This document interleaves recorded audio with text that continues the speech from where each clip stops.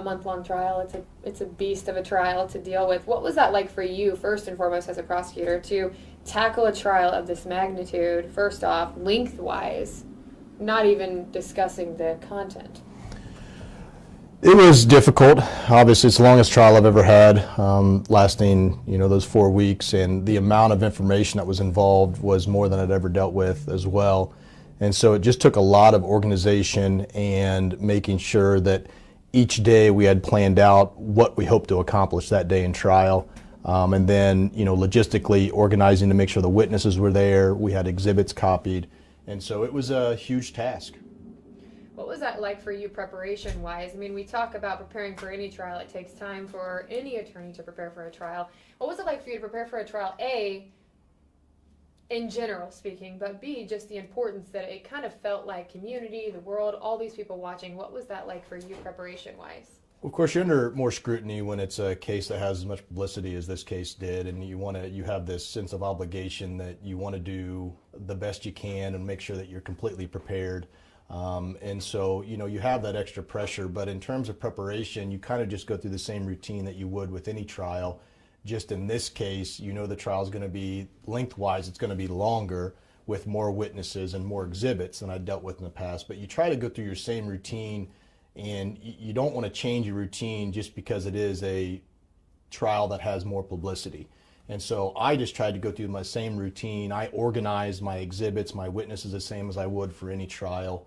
And so I just tackled it that way. You just mentioned it, but the publicity on this case was like nothing else, really. One of the biggest, if not the biggest case Carroll County has seen.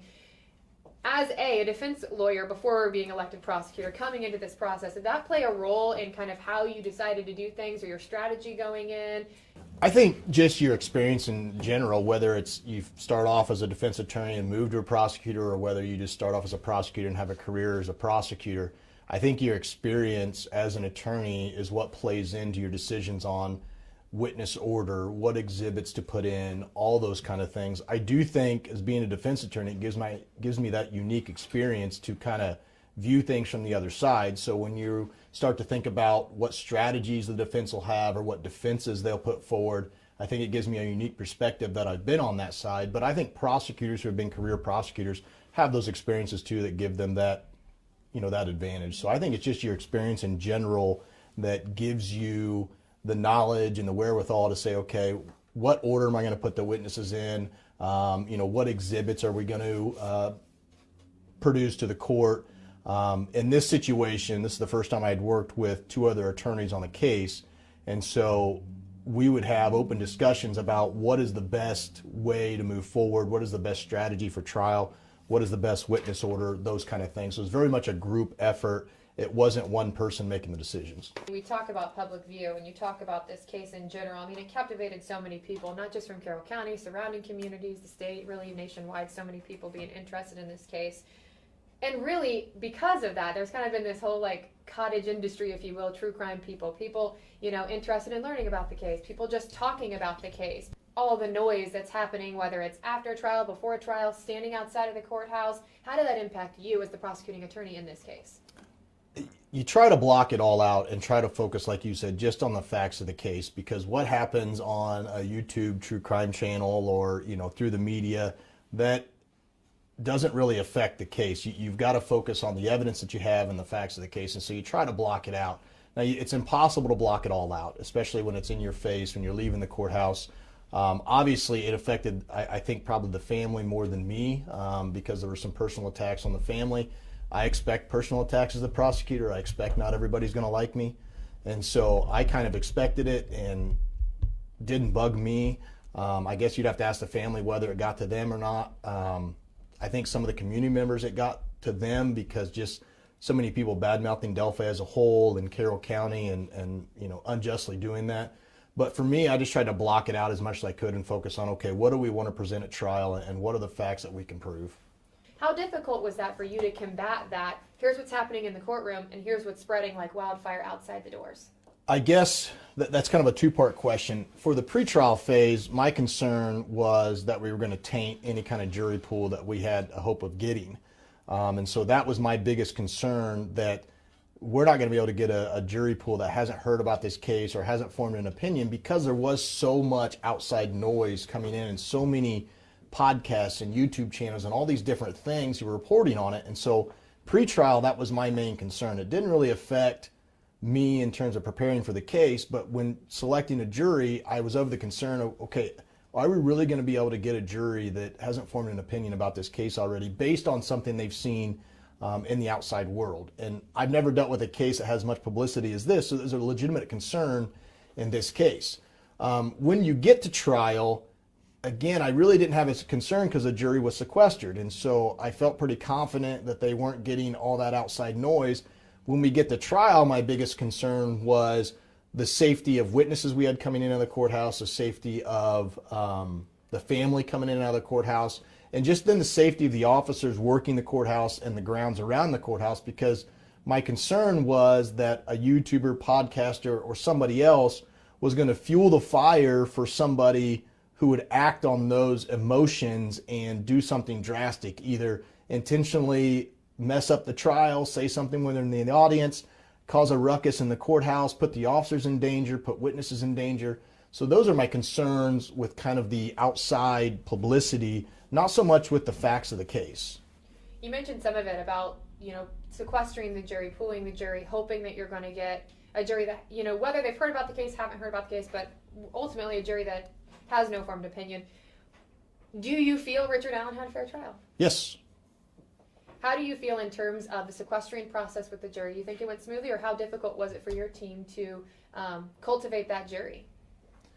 Well, we didn't have anything, we didn't have any responsibility with having them sequestered. That was all on the staff from Allen County. I think they did a great job because they didn't allow the jury to be contacted by outside sources, and they took all those necessary steps, so I think they did a great job. Once we started the trial, we didn't have any concern about them being sequestered. We trusted that the Allen County staff was going to take care of that, and again, we just focused on what we had to present. A lot of it is, it's not tunnel vision, but a lot of it is keeping your eye on the ball and just focusing on what you have to present and not getting caught up in all that. And so that's what we did. The case had lots of ups and downs, I think, with anybody who was in there, I'm sure, for the prosecuting team too. Are you surprised that Richard Allen didn't testify? No. Being a defense attorney for as long as I was, that's always the big question. Do you have the defendant testify? It's a catch-22. They have the absolute right not to testify. And if they don't testify, then you're relying on evidence either the prosecutor put out or that you can get out through other witnesses. If they don't testify, the jury is not able to hear them say, I didn't do it. And I think that's a big thing for juries to hear.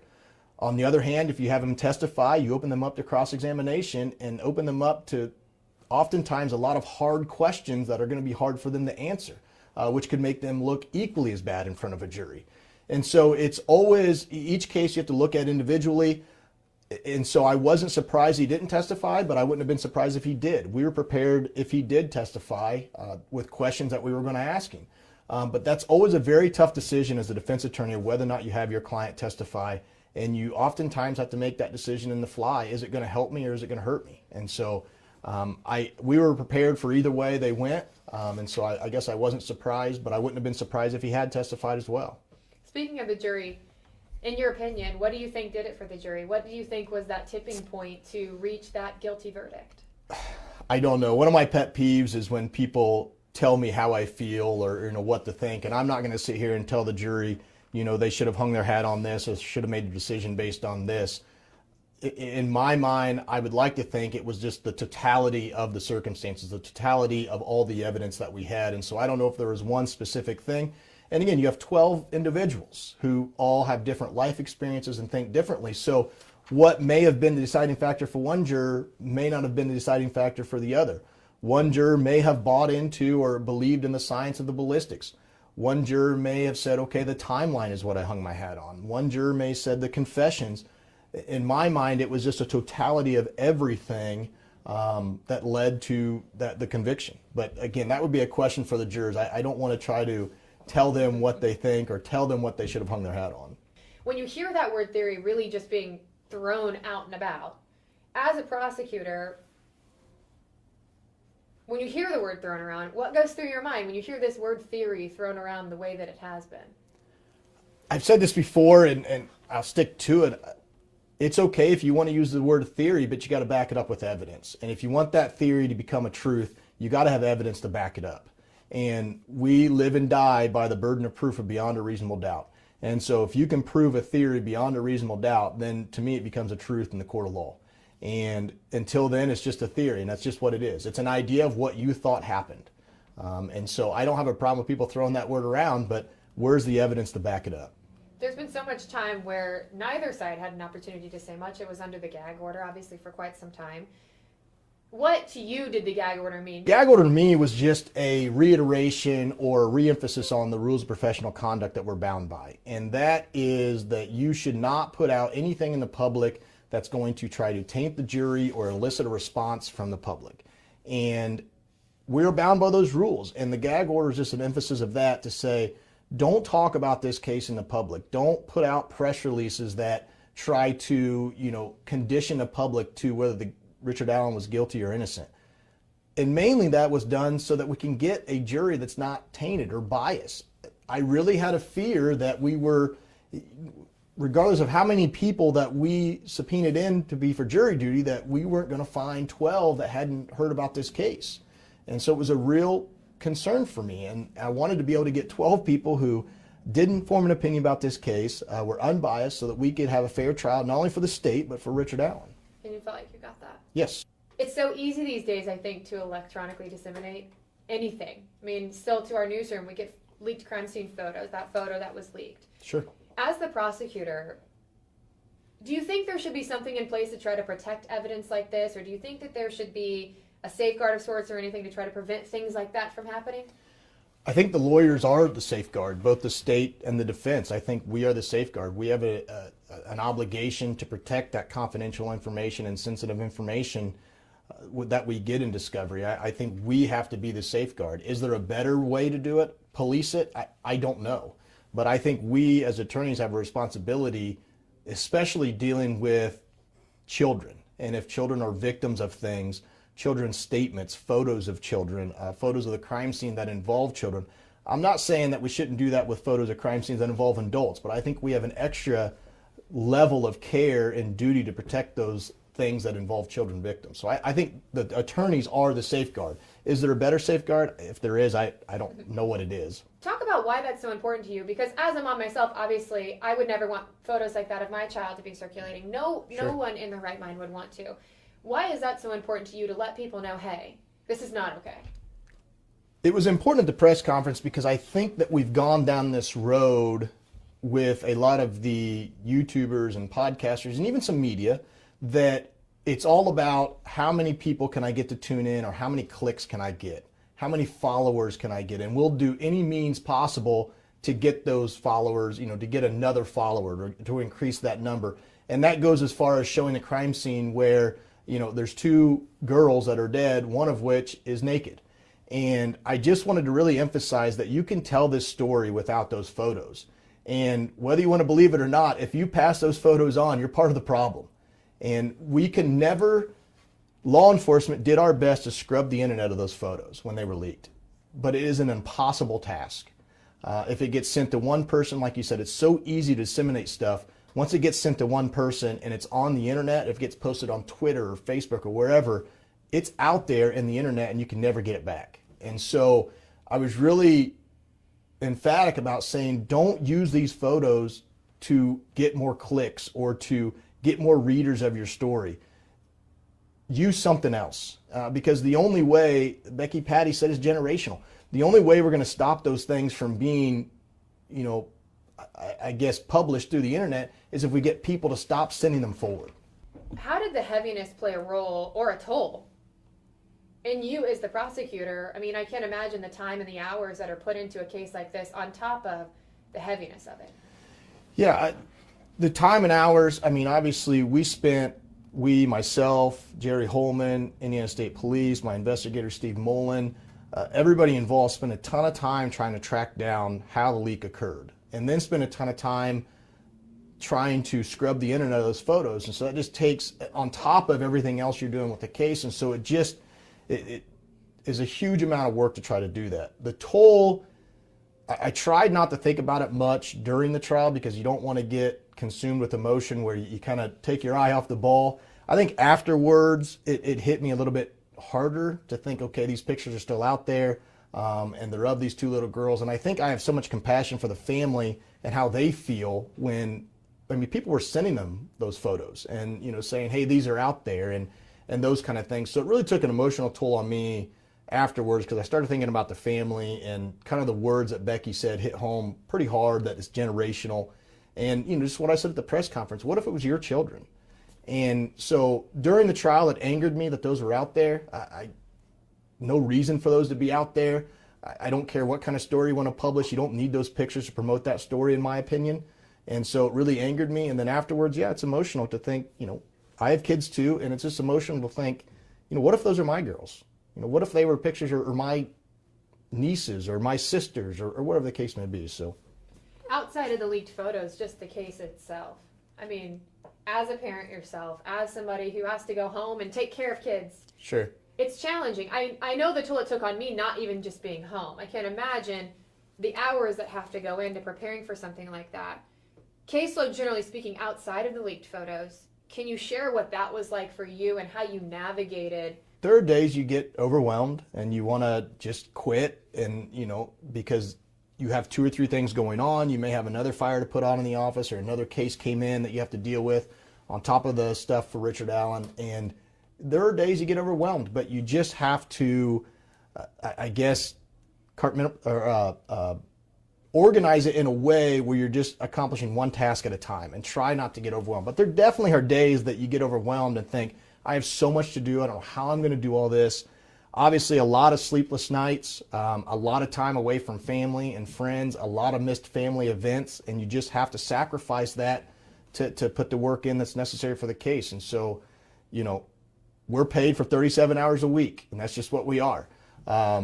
You're not working 37 hours a week when you're working on this kind of case. I do not know how many hours, I don't know that I want to know how many hours I put in on it, but a bunch. Generally speaking, you talked about it, but how does one not take something like that home, the heaviness home? How does one not let it get to him? I don't know. You just learn to leave, I guess, that part at home. I mean, you think about it all night and all day when you're at home with your kids or with your family. You think about it.